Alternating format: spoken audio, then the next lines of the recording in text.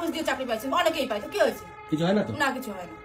তো এনার বর ঘুষ দিয়ে চাকরি পেয়েছে আর এটা কন্টিনিউ কেসও চলছে। এরপরে এনার বরের ফটোটা আমি অ্যাড করছি, এটা হচ্ছে এনার বর। পিএফ আছে।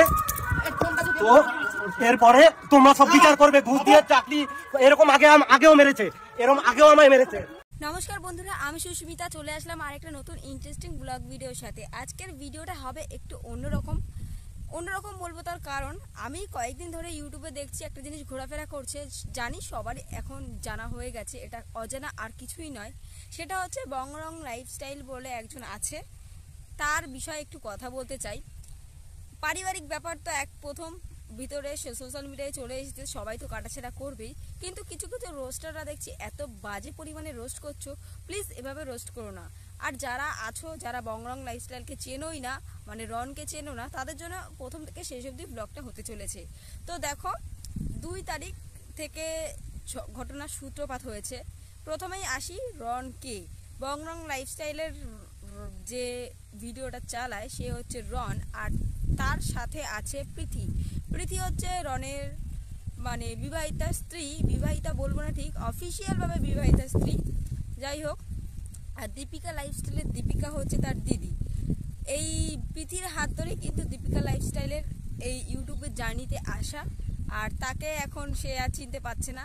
যাই হোক, নতুন করে প্রথম থেকে ভিডিওটা একটুখানি কন্টিনিউ করে দেওয়ার আগে বলি যে এদের তিনজনের গল্পটা, এরা তিনজন হচ্ছে ভালো, ওরা দেখায় ভালো, জানি না আদবে ভালো ছিল কিনা, নলে হঠাৎ করে এত বড় একটা কেস হয়ে যেতে পারে না।